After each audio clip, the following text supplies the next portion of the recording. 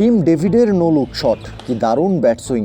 নিজের জোনে বল পেলে ব্যাট হাতে কতটা ভয়ানক হয়ে উঠতে পারেন ডেভিড, তারই একটা ছোট্ট ঝলক যেন দেখালেন চট্টগ্রামে।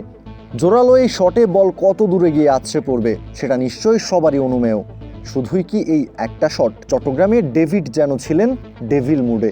এমন কোনো বোলার নাই যে ডেভিডকে বিট করতে পারে। যে কোনো বল যেন বাউন্ডারি ছাড়া করা তার জন্য মামুলি ব্যাপার।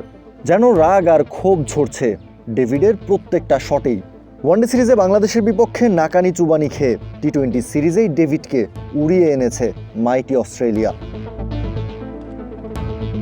টি-20 সিরিজকে সামনে রেখে অজিদের কাপ্তান মিচেল মার্শকেও দেখা গেছে হার্ড হিটিং অনুশীলনটাই করতে। ব্যাট হাতে টিম ডেভিডের মতো এতটাও আগ্রাসী না হলেও মিচেল মার্শকে দেখা গেছে প্রতিটা বলেই চার্জ করতে, অর্থাৎ বাউন্ডারি আদায়ের লক্ষ্যে যে তিনি ব্যাটিংটা করছেন সেটাও অনুমেয়।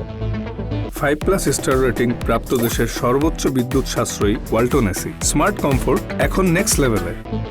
কোচ অ্যান্ড্রু ম্যাকডোনাল্ড কিছু একটা বোঝাচ্ছেন অধিনায়ক মিচেল মার্শকে, আর মার্শও তা মন দিয়ে শুনছেন বাধ্য ছাত্রের মতো। আর তারপরই অনুশীলনে দেখা গেল তার ঝড়ো ব্যাটিংটা। বুঝতে বাকি থাকার কথা না, হার্ড হিটিংয়ের অনুশীলনটাই করতে বলেছেন কোচ।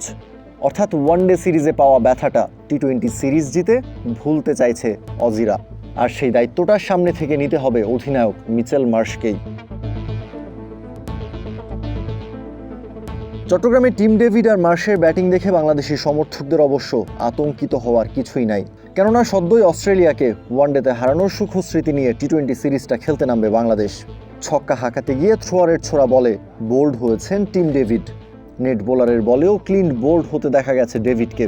অর্থাৎ অনুশীলনে যতই বড় বড় ছক্কা হাঁকিয়ে তাক লাগিয়ে দিক না কেন, ম্যাচই তো টিম ডেভিডদের মোকাবিলা করতে হবে তাসকিন, শরীফুল, মুস্তাফিজের মতো অভিজ্ঞ এবং পরীক্ষিত বোলারদের।